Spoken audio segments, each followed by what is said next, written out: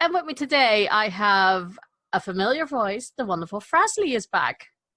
Hello, everybody. It's good to be back. Wow. So, I hear by 10 episodes of a podcast, you get a T-shirt, right?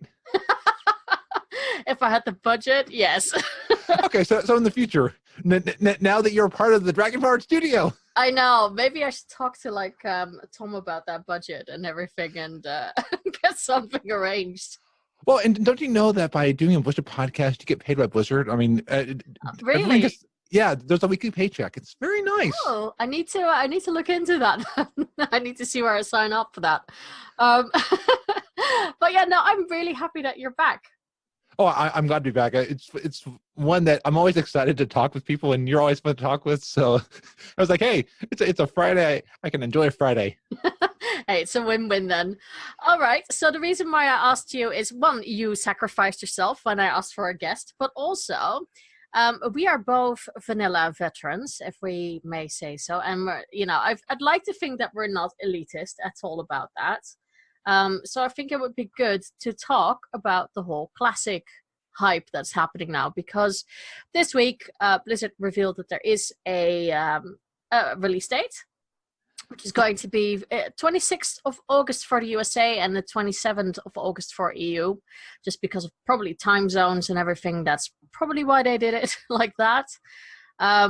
And there's a lot of things that's happening now at the moment. I believe there's already a beta out for some people. So some of the lucky people are already in the beta. I checked my launcher. I don't have anything. Do you have anything? I actually did not opt in because I realized that I did not do enough of it in the BFA beta, and I'd rather have a slot go to somebody who's really, really excited about it.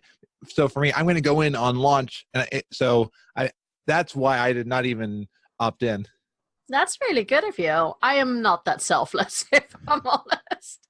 I would gladly try it out just to see what it's like, even though I've played it. So there's some stress testing that will happen. I think first one is on end of May, then we'll get middle of June, and another one on the middle of July. So hopefully, that will give them some time to get everything sorted, I hope. Yes, absolutely. And hopefully using the infrastructure that they've learned from the many years of WoW. I mean, that's one benefit we're going to have, is we're going to have the technology stack that they use for modern WoW. Which is great, because, they have learned a lot in those 15 years. So I hope that, we won't get anything weird. But in all fairness, it's technology, man. Anything can happen when players get doing stuff. We've seen that with bugs that are happened and all those weird things. Well, and I'm going to call it that somebody is going to be a jerk in DDoS at day one. There's somebody out there who's upset that people are getting Classic. Because for me, Classic won't be my main game, but I'm excited people are going to get something that they want. I'm like, this is awesome. I am exactly the same. I always thought, why would I want to go back? When they first announced it, I thought, nah, I've done vanilla. I don't need to do classic. But now that I'm looking at it, and I'm actually like, you know what?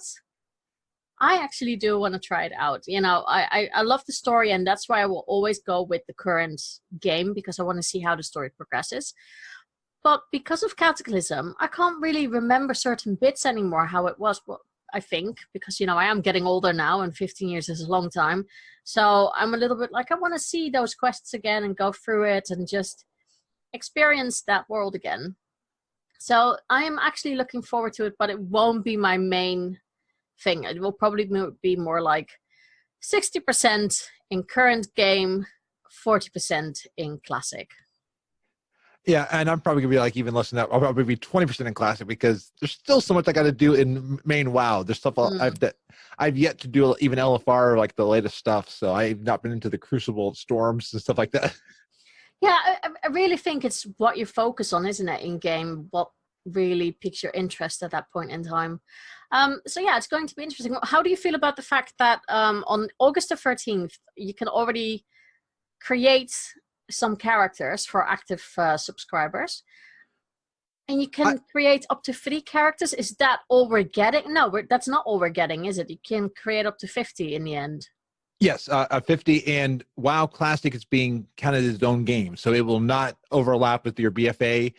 and you will get 10 characters per realm. And if you're on a PvP realm, you will only get one faction per PvP realm. Oh, it used to be interesting. Do you know what kind of server you're going to play on if you can choose between normal RP PvP or RP PvP? Well, I would say anybody US Storm Rage PvP wait, PvE represent. I don't like PvP, so Really? See, I do PvP in Battlegrounds. Yeah. No, I understand that. I mean, I'm going to be that horrible player who will play rogue and be on an RP PvP server because, why not? Absolutely. Well, and that'll definitely be an interesting experience. Like, I remember going on my first PvP server in vanilla.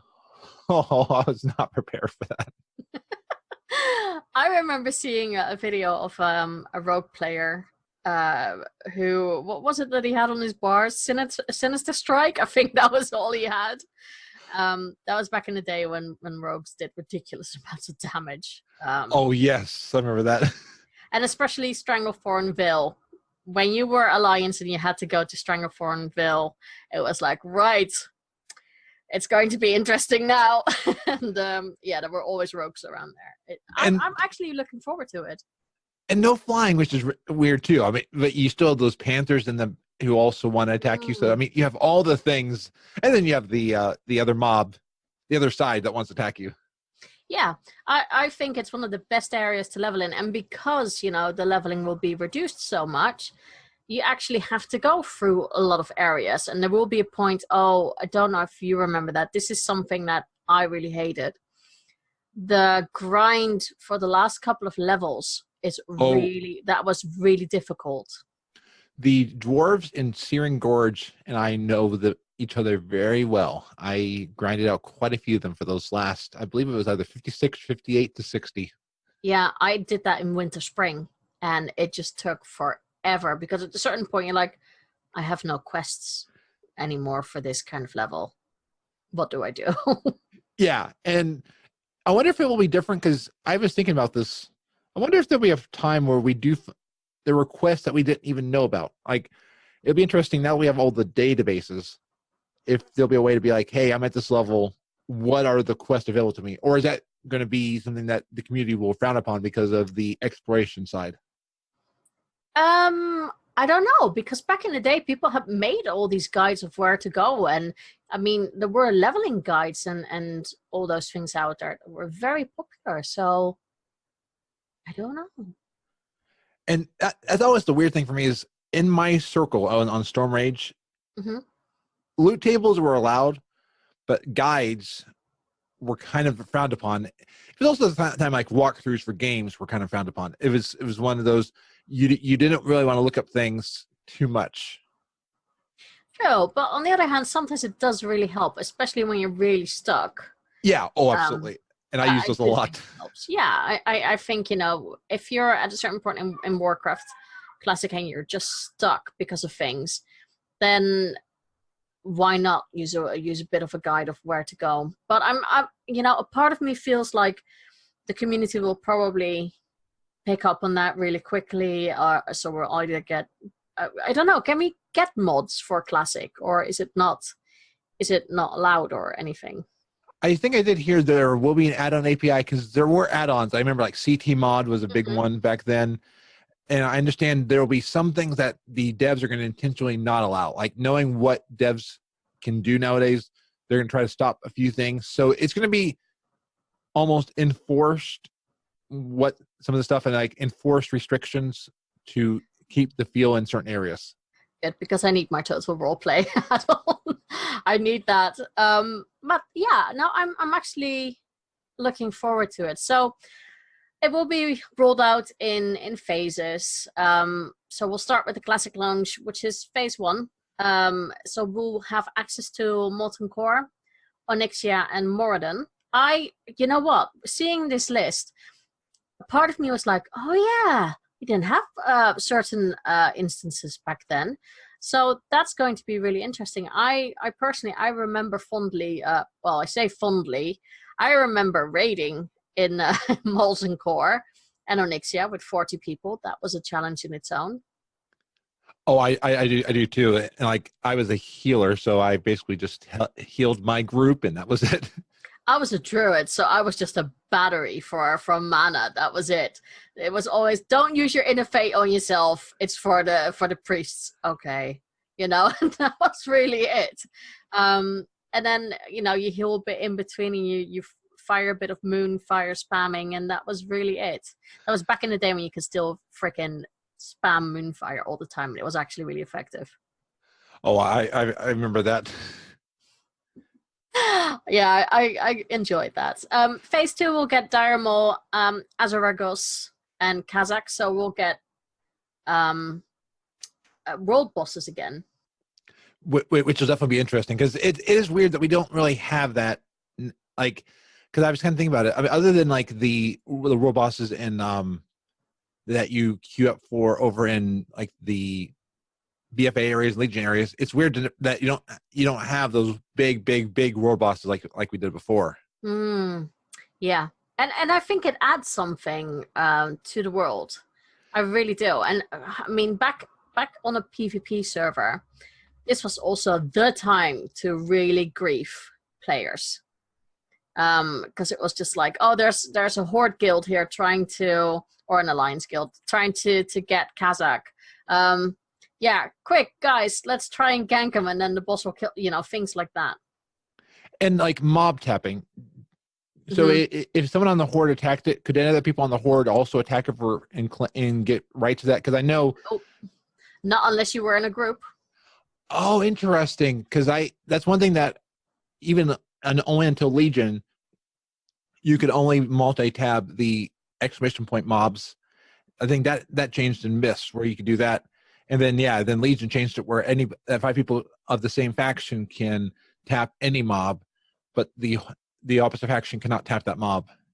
Yeah, no. I remember back in vanilla, it was a no. If those, like for instance, you were Alliance and your group tagged it, another Alliance group could not so easily.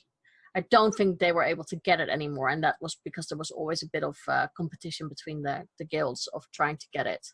Wow, I must not have gone after some of the world bosses then, because like I heard about them, but I never took one down because I was just never one of those groups for it. We took down one of the green dragons, and I got a really nice staff out of that, and then I replaced it because Zul'Gorob came out, and I got Will of Warlock, and that's what I wanted. Oh, nice. Yeah.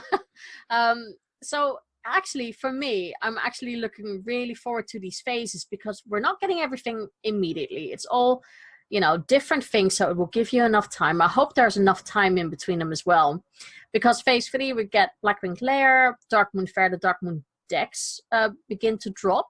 So if you want to make some money, guys, back in vanilla, those cards, just keep hold of them either as separate cards or as a complete deck, because you can make a lot of money from that. Oh, and these are the fairs that were in like that travel between Mulgore and Elwyn Forest. Yeah.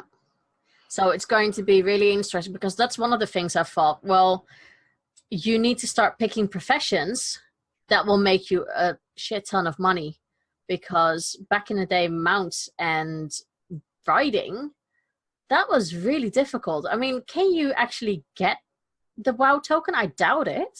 No, from what I understand, there will be no tokens at all on Classic. That will be, okay, get tailoring and start making bags. Yes. That's really for yourself, but also just for selling things. That will be a massive money maker. Potions, I would say pots can make up to a lot of money. I'm trying to remember what. Oh, enchanting. Was that, or is that, that was already out in vanilla, wasn't it? Yeah, because I know a lot of people that would disenchant. I think Inscription was the one that was added in the Inscription and Jewel Crafting was the one that was added in the Burn Crusade. And then you had the other things that cost so much resources and money were transmutations. That was a lot of money. Yes, yeah. So yeah, if you, I think it will actually matter now again to start making your own gear. That will definitely help a lot with the costs and everything like that. But try to be very self-sufficient. I would go for 2 gathering things, and then just pick up tailoring or something and keep all the cloth you can get. Don't snap at it, so like most people do at the moment. So phase 4, I'm really looking forward. This is going to probably be my favorite.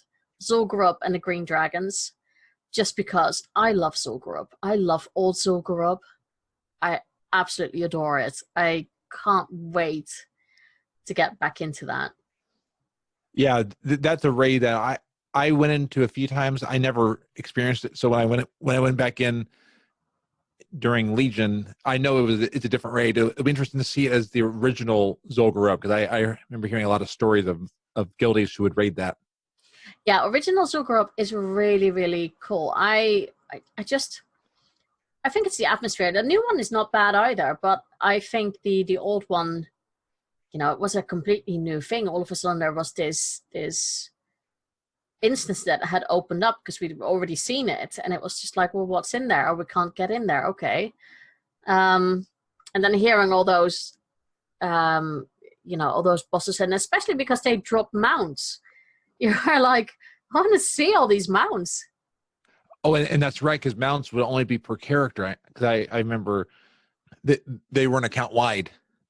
Yeah, that was a big thing, because people were like, oh, I have to take this on my character now, and then they decided in the next expansion, oh, I'm not playing that character anymore, and I don't have the tiger or the raptor now, and that was it was kind of like a bad thing. It also caused a lot of drama. Yes. Well, and you remember having to get the rep if you wanted the other races on your faction. Like if you wanted like the no Mechanical Striders, you had to get their rep to, I think, Exalted before you could even buy it. Yeah, there was a lot of stuff going on. I think the fact that mounts back in the day, mounts were expensive. I think the riding skill wasn't even that expensive. It was the mounts that were ridiculous in price. Yeah. And even 100 gold was like impossible to get. Because definitely had to do the auction house, and like I didn't do the auction house as much as I should have back then. Like I should have done like the selling linens and stuff like that. And there's a lot of that stuff I never got into, and I'm hoping to get into it this time. Yeah, same with me. Now that I have a little bit of knowledge of the game and how it was compared to what we do now, I think that it will be interesting to play. But then again, you're playing with people who all know the gist, so it's like, okay, we'll have to see how we do this. Phase 5, that's almost the last phase, not completely, is that's a busy one. So we'll get Encourage, the war effort starts to come up, then the raid opens, depending on how quick your server does that whole war effort thing. The dungeon loots reconfiguration, so we're getting a tier 0.5 dungeon gear. I remember doing that. I hated it. Relics, drop rates, and location changes. So that will be interesting to see what happens in that one, because I can't remember the drop rates and the location changes, or the relics, if I'm really honest. I remember it vaguely, but I think I've put that somewhere far away in my memories. So Encourage, however, that's the one that I'm thinking is going to be really, really cool. How was AQ for you guys?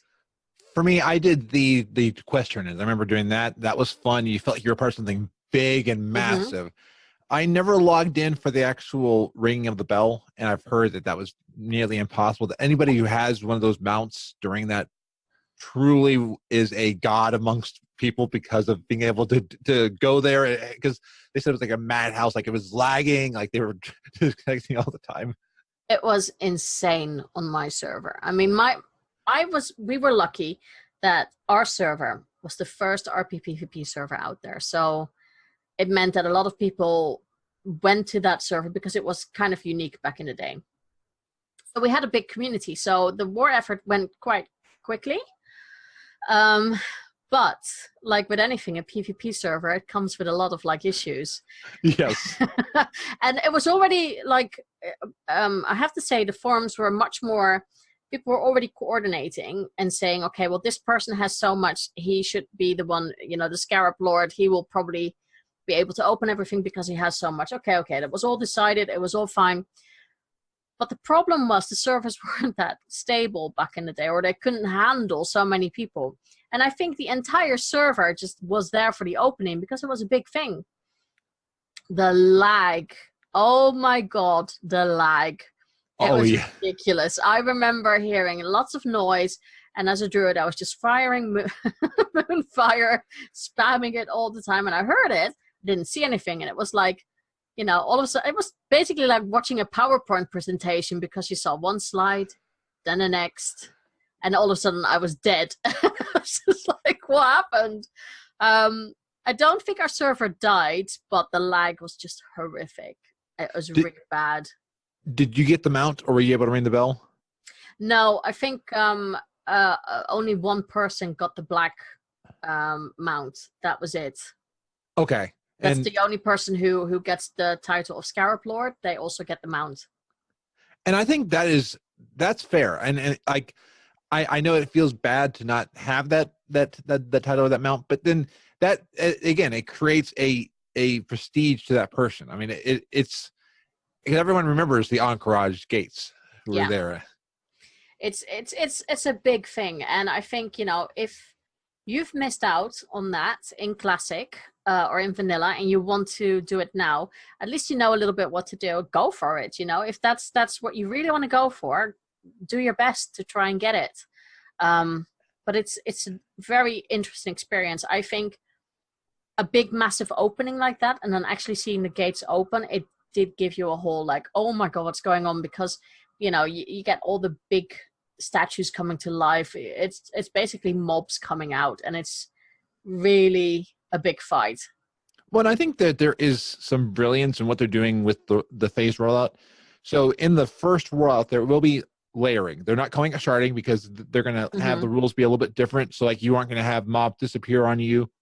But they realize that Classic is a new game. It's on a stack of like 7.2.5 that we've had, but they want to make sure that the servers are good. So I think what they're kind of all saying with the layering and these phase rollouts, we're going to get everything good. We're going to get these servers running smoothly because we're going to have the benefit of the new client data. I mean, all the stuff that they've learned over the years. We should hopefully not have some of the same lag and stuff that they had in vanilla.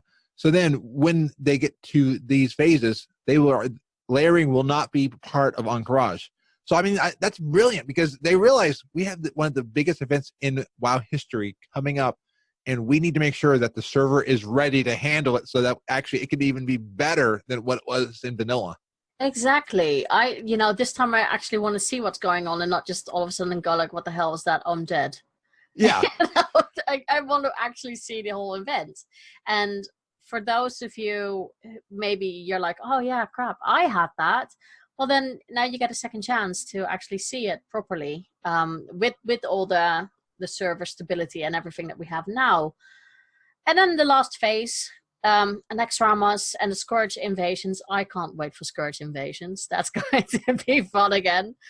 If anything, it gave a lot of atmosphere to what was happening. I really enjoyed that.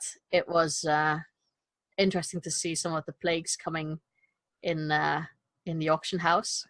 I must have left WoW around that time because I've heard of the Scourge invasions, but I don't ever remember actually doing it. Maybe that was the time that I left because that'd be fun to experience. Honestly, I thought it was really fun. It's just seeing. It's almost like back in the day when you saw all of a sudden like the what is it? The events, the like Christmas and Halloween and things like that coming up. It gave something extra. Yeah. Like you got hyped for what was coming. And I think that's really important. I think sometimes, we still get that for next expansions, but not really I don't really feel it for like patches anymore or anything like that. It doesn't make me really excited anymore.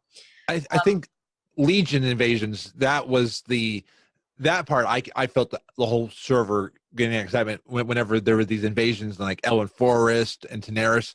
That felt like vanilla level events. Yeah, and I think a part of that was also because people saw it as a massive opportunity to level other characters really quickly. Oh yeah, absolutely. And AF King, and I will never say that I did or didn't do that. In all fairness, I think we've all been there, and you know what? I was like, when we got with every expansion, I'm like, I want that again. I want the things again to level really quickly because I can't be bothered. I wish we would have something like that again for the next expansions. But Naxxramas, I'd like to call that the guild breaker of raids, because and we talked about this briefly. So I raided Nax when it came out, and it was still above the Plague Lands, and oh my god. I love the dungeon, but I've hardly seen anything of it in its original state, because all we were able to do was kill that scarab dude. That was it. Everything else just hit us and pummeled us completely. I don't know, because we were a guild that cleared everything, but either some of our members were just undergeared, or our composition was not correct. It just didn't work for us, and we killed the first boss in the spider, the arachnid holes, and that was really it. And it was really so atmospheric. But the fact that the mage that we had got the staff of Medivh, so you had to collect all these essences, I think it was, or something like that.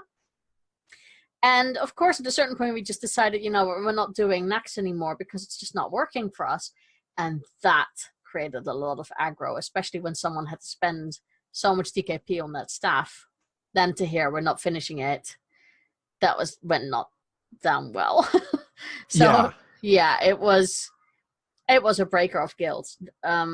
We survived barely, but it was not a easy raid. And I'm sure there are other people who managed to clear it, and my hat off to you, because we must have just been really bad with it. That's all I can think about, because we really couldn't do any other boss. That was it. Is that the one that then went away and came back in Wrath? Yeah, that's the one. So it came back later, and then all of a sudden it was a little bit easier. I don't know if it was easier, but maybe, things got changed enough in game that all of a sudden it wasn't so much of an issue anymore. So we will see how this one is. Maybe with all the knowledge that we have now, it will be a little bit easier to understand what's going on. Also, having done those fights. But yeah, it was a challenge back then. But, I would like to try it again. But I think getting a good classic guild together, that would help. So that feels so weird to realize that I have the possibility at some point of rating classic content. I mean that's just like, I'm thinking, I never want to say never. I mean, it'd be weird to be a classic raider. I know. I honestly think that people should try it, and just to see what it was like back then. Well, and I do think it's kind of cool.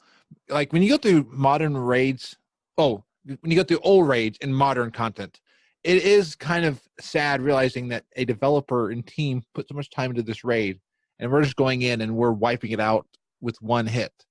And it is cool to realize we're giving people the ability to experience it the way it was. Mm-hmm. And having that developer, the time to put into it, it's not going away. No, exactly. And I think, just seeing how it was will be really good, because I know that sometimes people who used to play vanilla really can potentially sound really elitist. Oh, well, back in my day it was harder, blah, blah, blah. I think a part of it is true, though. Some of it is harder and just different. It just played really different because the classes were different. What you sometimes had to do in game was a bit different. Certain mechanics were just not there. And I'm not saying that the content now is easy, because it's far from it. Otherwise, big top end guilds would clear everything within like an hour of being launched, and that's not the case. But it was just a completely different type of game, and that came with a lot of like prep work. I think a lot of people don't realize that back in the day, and I don't enjoy it, but as a resto druid, and that was actually finally like you finally picked out what you wanted and you thought, okay, well, I guess I'm resto then. You couldn't just quickly go, okay, well, I need mats or I need to repair. So I need to be self-sufficient. I'm going to kill some mobs and do some quests and get some gold. No, not as a resto. That didn't work. So you either had to group up with some guildies or friends in a party and do it that way so that you could share some of the loot, because there was no way of killing mobs easily or quickly for repair costs or anything like that. And you couldn't respec constantly because it would cost you more and more gold. And why would you constantly flip back and forth? And it wasn't like easily switching a button. You had to pick out all your talents again in the talent tree. It was a lot of work. And at a certain point, even our guild had a policy of, okay, well, the healers can take money from the gold, or can take gold from the guild bank, because they have no way of repairing otherwise. Yeah, and wasn't there a level where your respec gold, it never went back down in price? No, when you reached like max, that was it. It would not go down anymore. And I remember that stopped me sometimes from respecing. I respected a few times, and I was like, "Oh, this is painful." I mean, yeah. And I at one point I just said, "Okay, I'm going to stick with what I have and learn how to do what I'm using." Yeah, exactly. And sometimes I did like the old skill trees, but you also have to be really conscious of, oh, I picked something wrong. Oh crap, I need to completely respec now. You really need to think about what you're doing and don't just put your points anywhere. I'm sure there will be simulators out there who will tell you what you have to do if you want to do a certain role, but it wasn't easy. That's all, that's the one thing I want to say about that you really have to think about what you want to pick. And I don't know if you want to play a healer or a tank, if you will have that restriction again, because my God, that was painful. And I'm actually thinking I'm just going to play a rogue because I won't have those issues anymore. I enjoyed rogue. I never got one to max level in vanilla, but I think out of all the classes, because mage is squishy, so I might also do a mage. I got a lot of no mages that I kept re-rolling. I don't know why. I had a thing where I would just re-roll alts, like get an alt to Darkshire, grow bored of it, delete it. Oh, later on, you know what? I'm gonna do with the no mage. I don't know why I deleted alt, but I did. I think some people do it just to clear it up so it's not there, so it can't tempt them. I've seen that a lot. But yeah, I mean, that will be interesting, especially with certain classes that PvP will be completely a different ball game as well. So again, PvP will be rolled out in the phases like they do with the dungeons and the content. So they're thinking about phase 1. That's going to be probably the most painful phase. You can PvP one another in the world, but there is no tracking and no form of rewards for doing so. So it's basically just griefing the hell out of each other. That's how I see it. And, the fact that a higher level, which will take a while before you're a higher level, but a higher level can easily go to a starter area and just sit there and kill everyone. Have fun with that. Because that will cause so much aggro. One reason I'm going to be on a PvE server, at least to start. One of the reasons why I'll be on a PvP server.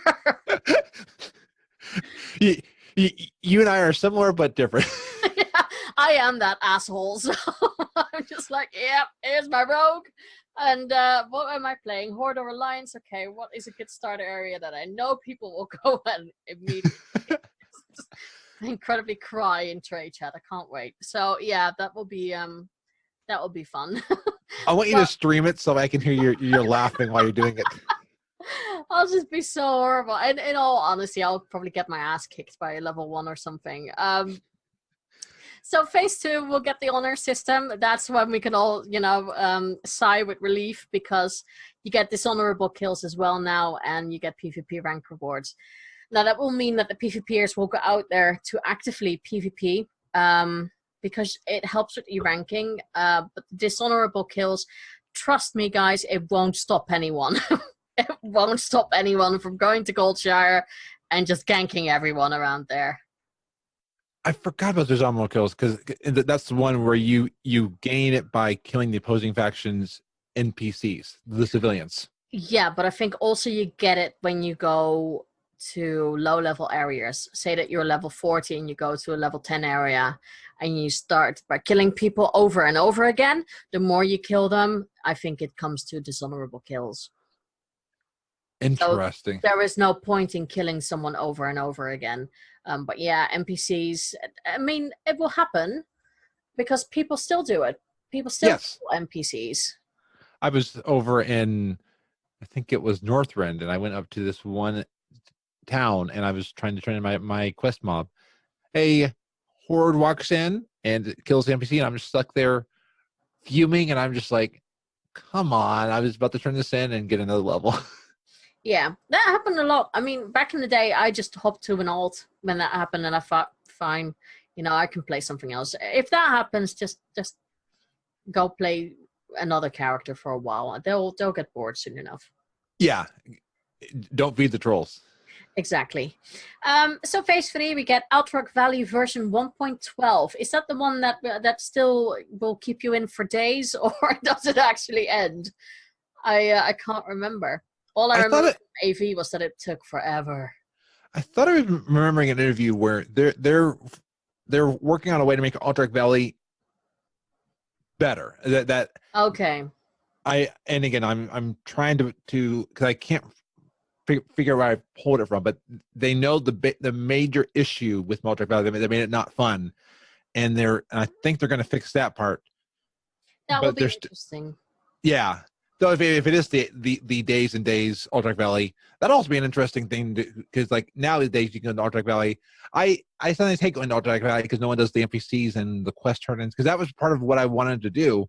You kind of get that now with the Warfronts, kind of. But yeah, the thing is with Outlook Valley, if you want to level, that's what you have to do because you have to do the NPCs and everything, and it will make such a difference.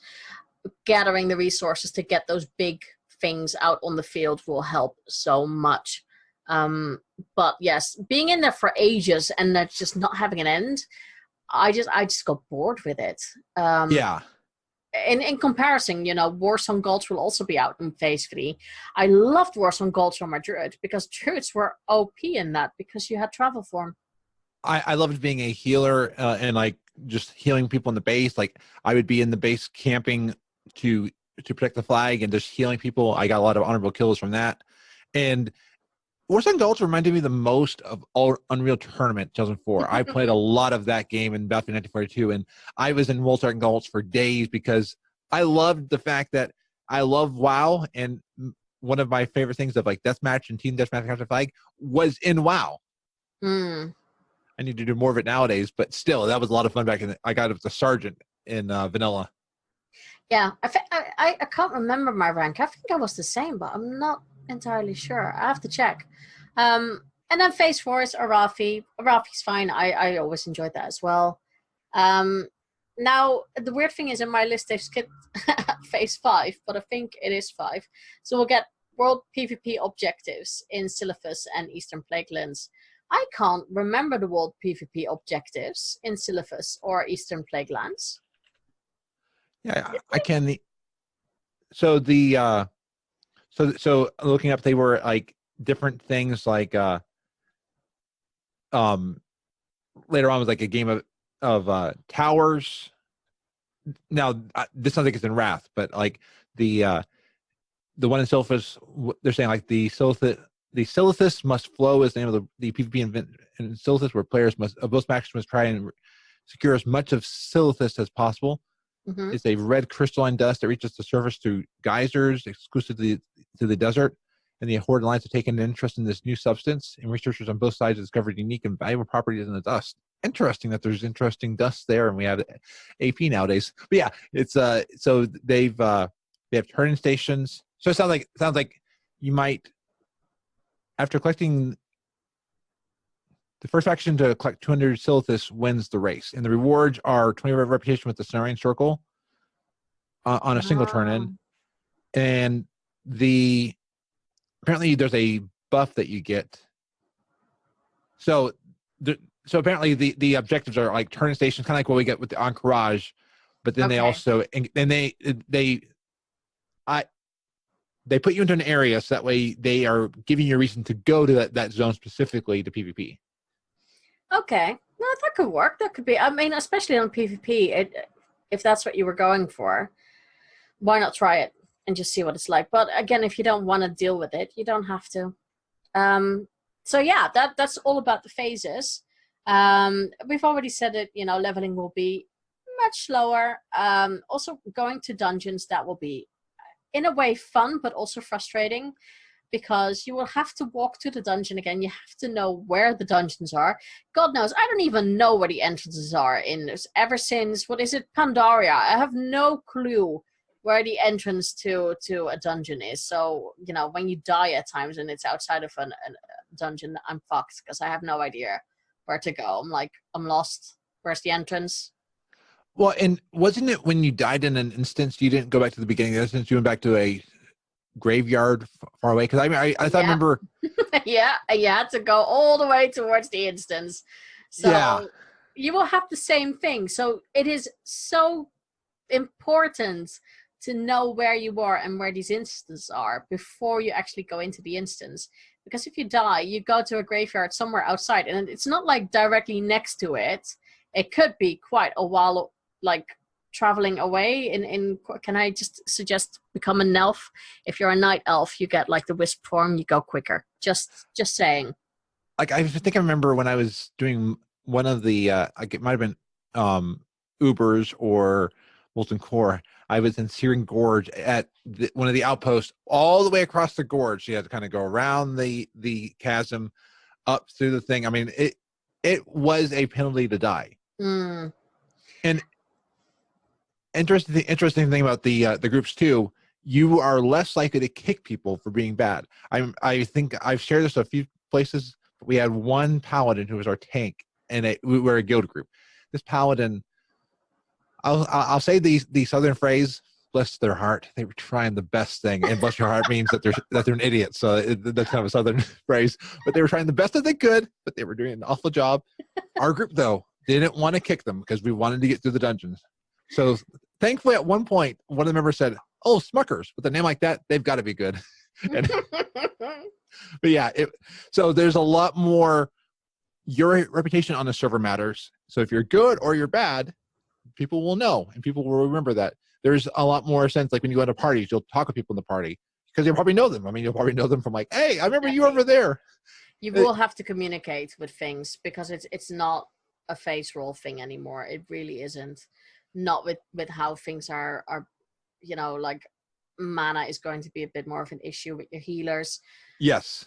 Aggro is a bit more of an issue. Like I remember back in certain dungeons that you had to get the certain, it was always a warrior that we had as a tank.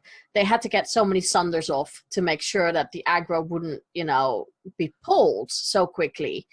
So we always had to count down, and it's just more coordination.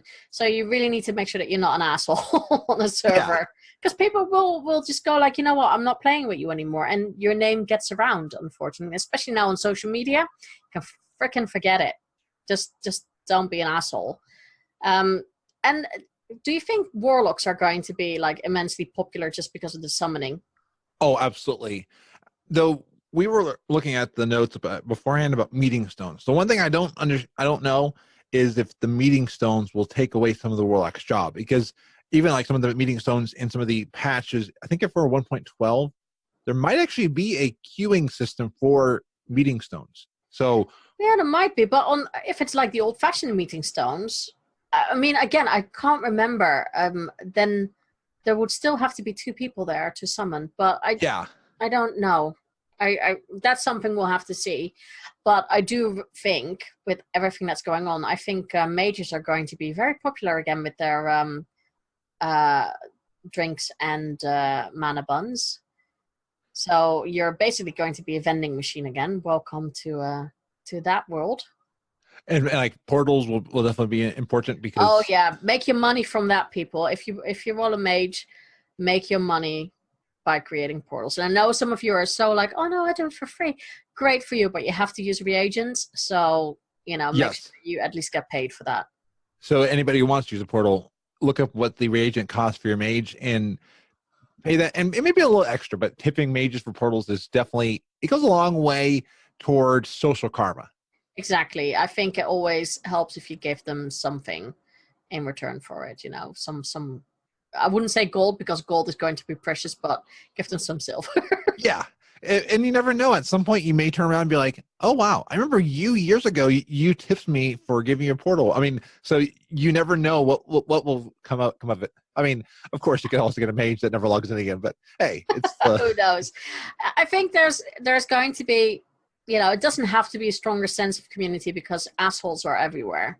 And I think it could be a completely different type of player that will be really attracted to classic WoW. But it is nice to see that we might have to be a bit nicer again and really actually talk in dungeons, and you know that you have to that you matter again as a certain class. It's like, well, okay, I'm a mage, I can make portals, I can make water, but I would need the help of some other classes, like for instance druids with their buffs. I mean, what was it? Gift of the Wild was really, really good. Was it Gift or Heart of the Wild?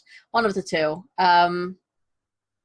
To have as a buff, and there will be more classes like that. And I think, you know, just experiencing the classes how they were back in the day. Think of hunters. I remember as a hunter alt that I had to go to Stranglethorn to tame this one panther, because that was the only panther who had a certain skill that once you tamed that panther, you could learn that skill over time and then teach it to your other pets. I forgot about that. Yeah, so that's going to be something that you actually actively have to get like the best pets out there to tame them. I also remember that they had to nerf one of the, was it a cat or a wolf that runs so fast that it could keep up with flag carriers in travel form in Warsong Gulch, and it would just stun them. I remember that, yeah. Yeah, and they nerfed it because people were not happy with that. So yeah, I think we're going to get a lot of interesting things in there. Ammo, that's also going to be a new one. Yes, and backspace. And loving your pets. We're gonna have keys. Oh, quest items. And again, I say this stuff not out of like a disdain, but I'm just really part of it like, oh, I don't miss that. But it is part of classic. You know what, achievements and stuff like that, I'm going to enjoy that. And also getting keys for Ubers. Need a key for Ubers. What else? Or a rogue who could pick the lock. Or like Normagon having the workshop key so you can get to the back of it. I think, you know, for me personally, I'm looking forward to it just to get a little bit of nostalgia. And I'm sure at a certain point I'm like, why the hell am I doing this? Yeah. Like, and there'll be part of me that'll probably give up at points and like go back to retail. But it is fun that it's here, and it is like a time capsule, because I know that's one thing they talk about with MMOs, especially with how they move. You don't get a time capsule of what they were at one point, and that is a cool part of this. Is people get to experience WoW at a certain place, and getting into a little bit of rumor mongering. I don't want to get people's hopes up, but there are a couple interviews that come out where the developers have said, if Classic is wildly successful, there may be other expansions that they bring back out as well, because they said they've done a lot of work, and they've actually got to better at this technology of this Classic stack, that they've now apparently turned the tech behind WoW into something that can be applied to future expansion. They said it's not trivial, so it has to be a huge push for it, and Classic has to be successful. It has to have the ROI, but there's some interesting things that where we can go. I mean, we could turn this into kind of you choose which flavor of WoW you want to play. Do you want the classic WoW? Do you want a little bit of the Burning Crusade? Do you want a little bit of the Wrath? I mean, or they might pick or they might go from WoW to Wrath. I mean, pick a few expansions that are very noteworthy and go there. So probably no Warlords. I'm kidding. I enjoyed Warlord, but I was not playing it. It wouldn't surprise me if it's everything before Kata, just because the world was a bit different. Yeah, and it'd be fun to like do some of those old events. Like I never got to do the Wrathgate. Like I'm hoping I get my levels up to experience some of these different phase content, because there's some stuff I don't remember, or if I did, I wasn't doing at the time. Yeah, I'm looking for. I mean, 15 years is a long time. So to conclude our chat about Classic, what's going to be the character that you're going to main, you think?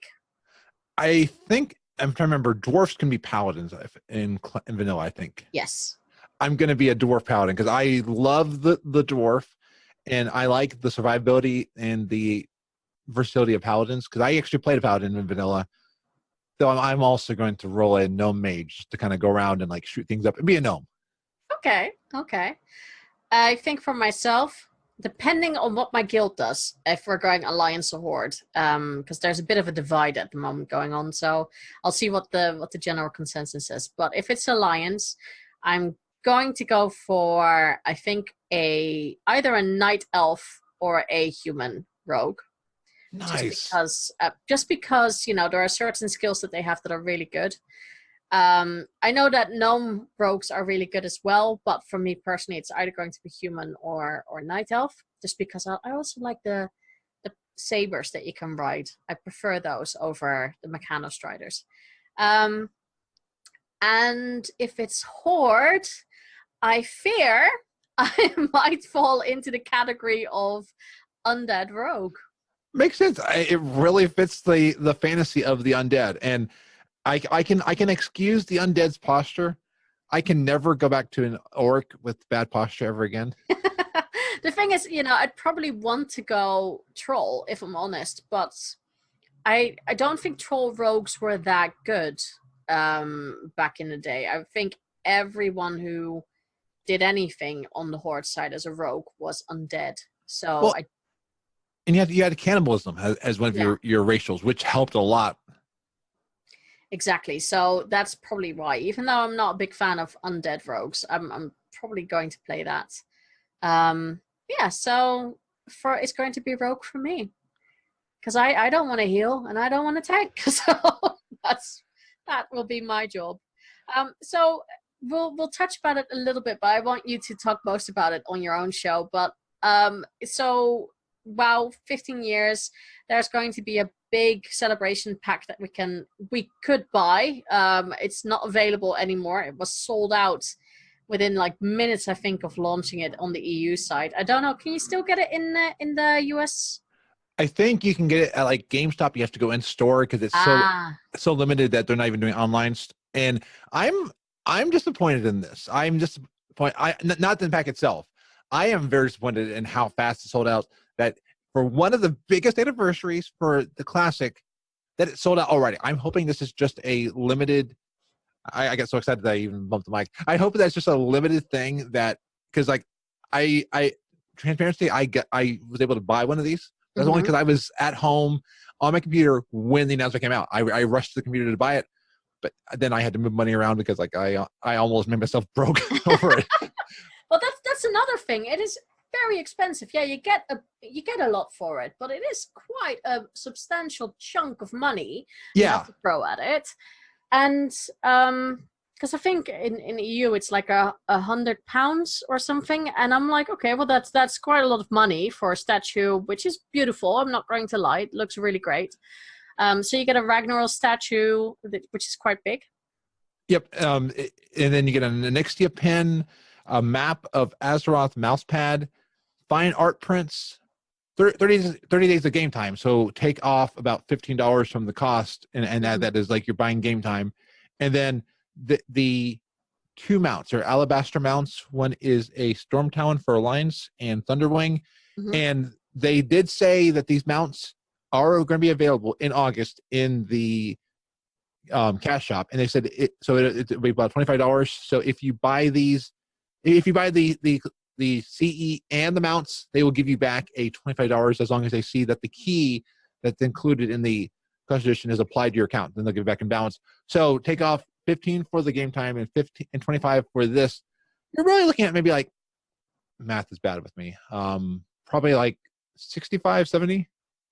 Yeah, probably. I mean, it depends a bit because, when you want the mounts and you don't want to buy them from the shop, you already have them.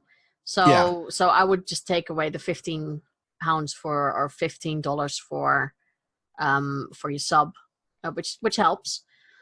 But still, it's a lot of money, and I know that a lot of people were very salty about it. That there weren't any editions left. Yeah, and I think I'm hoping that's just a logistic. I'm hoping that like the Blizzard's like, oh crap, and that they're fervently, because I could also see maybe they thought, oh, this won't really go off that because there's no game included with it, that only the collectors will. But I've got a few friends who I feel really bad for, and I'm not angry at Blizzard, but just angry in general that it's not, that they're not able to buy it, and I'm just like, oh. Yeah, it's sad that the people who really wanted it can't buy it. I mean, personally, would I've gotten it? I'm on the fence. I mean, for me, I'm happy that I had a collector's edition of the original game. Oh, jealous. Because did you also hear that your pets because you have that code and there will be no more new codes being made, that you were able to get those 2 pets, they will also be with you in Classic.